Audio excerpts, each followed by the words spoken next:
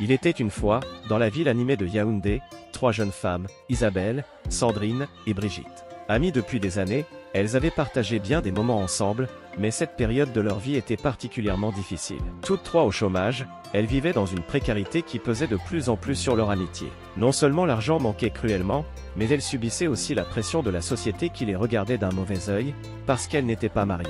Les jours se succédaient, et avec eux, les tentatives infructueuses de trouver du travail. Elles avaient fait des entretiens, envoyé des CV partout, même dans les petits commerces du quartier. Mais rien n'y faisait. C'était comme si la chance les fuyait. La frustration montait peu à peu, et les discussions entre elles, qui étaient autrefois joyeuses, devinrent de plus en plus empreintes de désespoir et d'amertume. Un soir, alors qu'elles étaient réunies dans le modeste salon de Sandrine, Isabelle lança d'une voix amère, « Peut-être qu'il nous faut quelque chose de plus radical. Nous avons tout essayé, mais ça ne marche pas. Peut-être qu'on devrait consulter quelqu'un qui connaît des solutions plus spirituelles. » Les 2 autres se tournèrent vers elle, intrigués. « Tu penses à quoi, exactement ?» demanda Brigitte, les sourcils froncés. Isabelle hésita, puis se pencha en avant, comme si elle craignait d'être entendue par des oreilles indiscrètes. « J'ai entendu parler d'un marabout. Il paraît qu'il fait des miracles. Des gens comme nous, il les a rendus riches en un claquement de doigts. Peut-être qu'il pourrait nous aider. » Sandrine la regarda, hésitant entre scepticisme et espoir. « Aller voir un marabout? C'est risqué. Mais si on peut avoir une chance de changer notre vie, peut-être que ça vaut la peine. » Finalement, après de longues discussions, elles décidèrent de tenter leur chance. Le lendemain matin, elles se rendirent chez le marabout, dans un quartier en périphérie de la ville. En entrant dans sa demeure, elles furent enveloppées par une odeur d'encens lourd, et une ambiance mystique les saisit. Le marabout, un vieil homme aux yeux perçants, les accueillit avec un sourire mystérieux. Après avoir écouté leurs doléances, il leur fit une proposition, il leur donnerait un billet de 1000 francs CFA, un billet spécial. « Ce billet est unique, expliqua-t-il d'une voix rauque. Il a le pouvoir de revenir toujours vers vous. Chaque fois que vous l'utilisez, il reviendra, en vidant les poches de ceux à qui vous l'avez donné. Mais attention, il n'est pas sans risque. » Les jeunes femmes échangèrent des regards excités et décidèrent d'accepter l'offre. Le marabout leur remit alors le billet, en échange d'une petite somme d'argent et d'un rituel de bénédiction. Elles repartirent de chez lui avec l'espoir de mettre fin à leur pauvreté et de changer leur destin,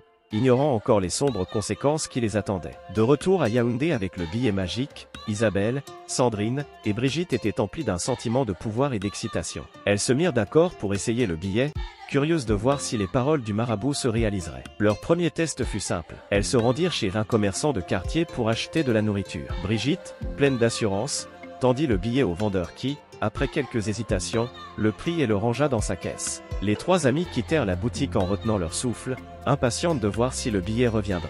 En chemin, elles plaisantaient à moitié, se demandant si elles n'avaient pas été dupées par le marabout. Mais à leur grande surprise, quelques minutes plus tard, Brigitte sentit quelque chose dans la poche de sa robe. Elle glissa sa main à l'intérieur et, les yeux écarquillés, en sortit le billet de 1000 francs. Non seulement le billet était revenu, mais leur porte-monnaie contenait également plus d'argent que ce qu'elles avaient dépensé. C'était comme si le billet avait apporté avec lui la richesse de son dernier propriétaire.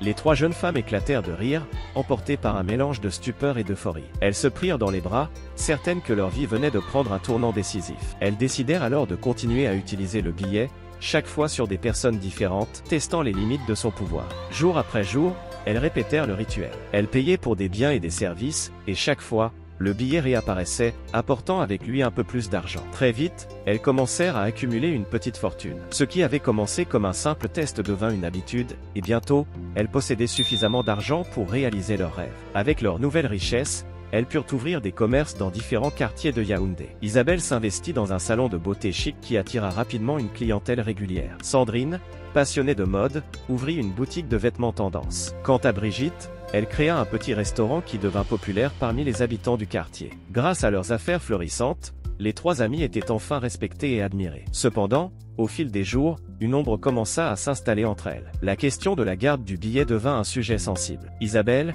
qui se considérait comme la plus responsable, insista pour garder le billet en sécurité chez elle. Sandrine et Brigitte, jalouses, répliquèrent que chacune d'elles avait droit à sa part de cette richesse. Elles décidèrent alors d'établir un roulement.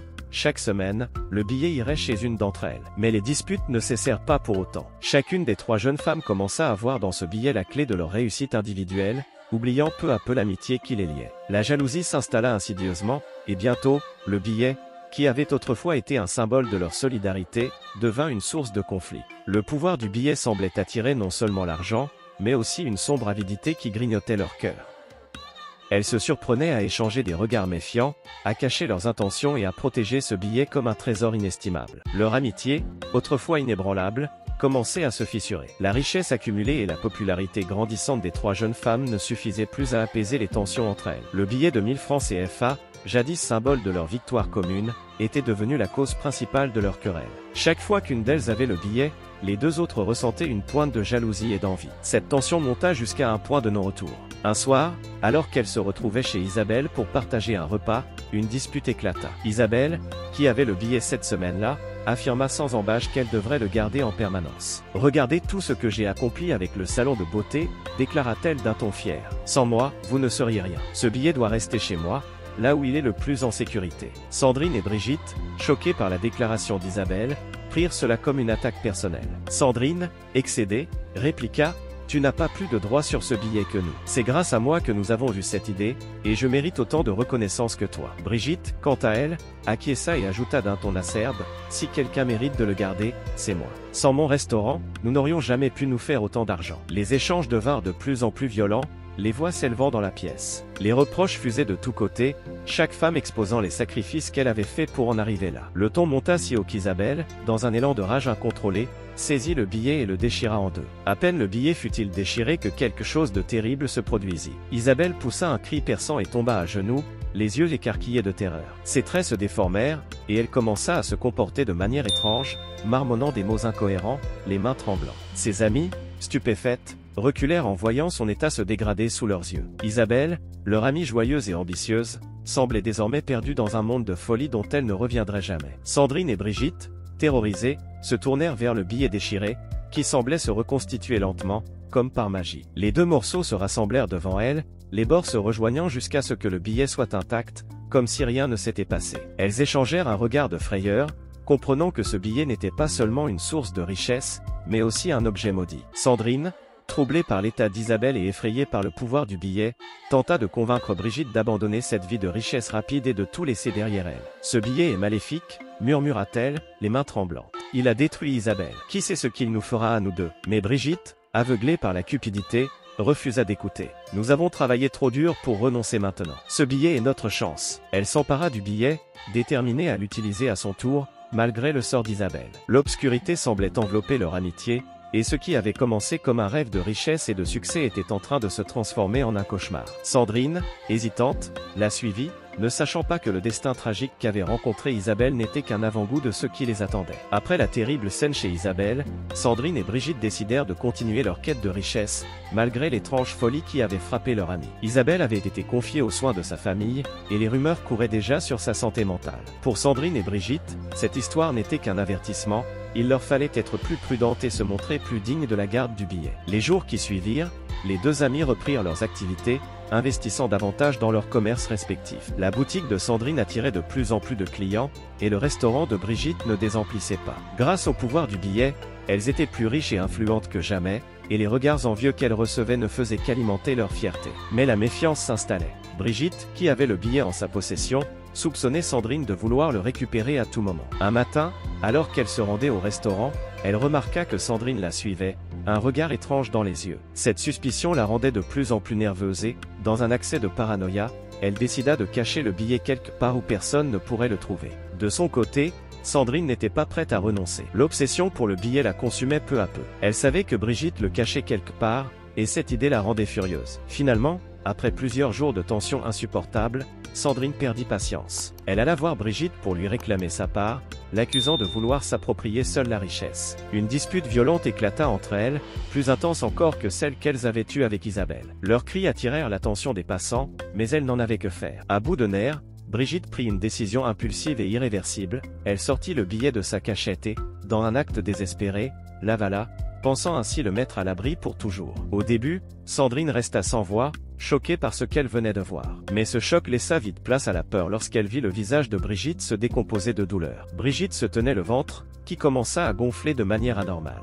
Elle se mit à suffoquer, ses yeux roulant de terreur, tandis qu'elle tentait de vomir le billet. Mais rien n'y faisait, le billet semblait la dévorer de l'intérieur, la condamnant à une souffrance insupportable. Sandrine, horrifiée, ne savait que faire. Elle voulut appeler à l'aide, mais la panique la paralysait. Brigitte tomba à genoux, puis s'écroula sur le sol, tordu de douleur. Ses cris résonnaient dans les ruelles, glaçant le sang des curieux qui se tenaient à distance, incapables d'intervenir. La nouvelle de l'état de Brigitte se répandit rapidement dans le quartier, et les gens racontèrent qu'elle avait été punie pour sa cupidité. Son état de santé s'aggrava de jour en jour. Les médecins, perplexes, ne parvenaient pas à expliquer l'origine de ses souffrances. Ils essayaient en vain de diagnostiquer sa condition, mais rien ne semblait pouvoir la soulager. Elle perdit peu à peu l'esprit, tourmentée par la douleur qui la rongeait de l'intérieur, tandis que Sandrine, témoin impuissant, observait son amie sombrer dans la folie. Cependant, à peine Brigitte était-elle complètement consumée par le mal, que le billet réapparut mystérieusement, de manière inexpliquée, dans les affaires de Sandrine.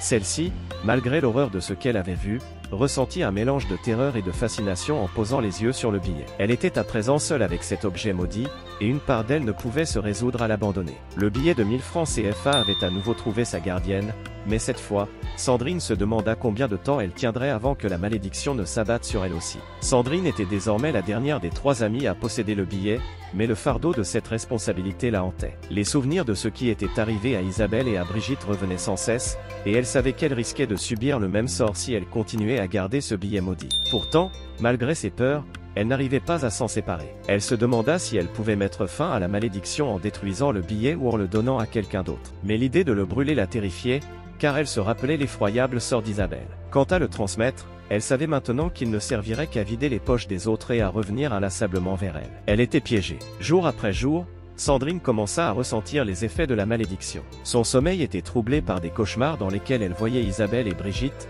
leurs visages déformés par la douleur et la folie, l'accusant de les avoir entraînés dans ce cauchemar. Leur voix résonnait dans sa tête, la culpabilité l'écrasant de plus en plus. Ses affaires commencèrent également à en pâtir. Sa boutique, autrefois florissante, perdit subitement des clients. Les employés qu'elle avait embauchés se mirent à démissionner les uns après les autres, prétendant être mal à l'aise en sa présence. Des rumeurs circulaient dans le quartier, affirmant que Sandrine était liée à des forces obscures. Elle était désormais vue comme une paria, et même ses proches l'évitaient. Désemparée, Sandrine se rendit chez le marabout pour lui demander de l'aide. Elle s'agenouilla devant lui, les yeux pleins de larmes, et le supplia de la libérer de cette malédiction. Le marabout l'écouta en silence, un sourire énigmatique aux lèvres. Après un long moment, il prit la parole. « Ce billet, tu l'as voulu, n'est-ce pas? Tu l'as utilisé pour assouvir ta cupidité. Il t'a donné la richesse que tu désirais, mais maintenant, tu dois payer le prix. Rien n'est gratuit dans ce monde. » Sandrine implora encore, mais le marabout resta de marbre. Il se contenta de lui rappeler les dangers de l'avidité et de l'obsession, puis la congédia sans autre explication. Comprenant qu'il ne lui serait d'aucune aide,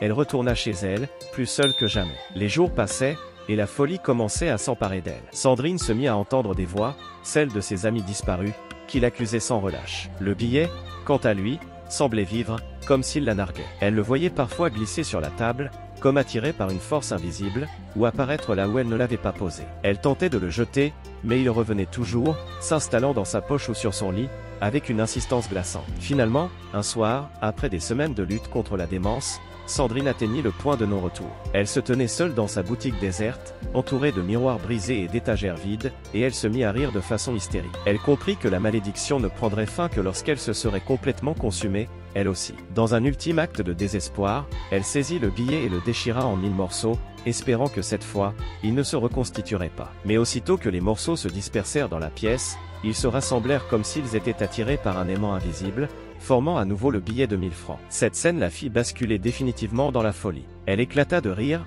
un rire glaçant qui résonna dans le silence de la nuit. Quelques jours plus tard, des voisins la retrouvèrent errant dans les rues de Yaoundé, les vêtements déchirés, murmurant des paroles incohérentes, son visage marqué par la démence. Le billet, quant à lui, disparut sans laisser de traces, emportant avec lui les âmes de celles qui l'avaient possédé. La légende raconte que le billet réapparaît de temps à autre, attirant de nouvelles victimes avec la promesse de la richesse rapide, pour finalement les engloutir dans les ténèbres de l'obsession et de la folie. C'est ainsi que se termine l'histoire tragique d'Isabelle, Brigitte et Sandrine, 3 amies unies par le désir de richesse, mais séparées par la malédiction d'un billet maudit.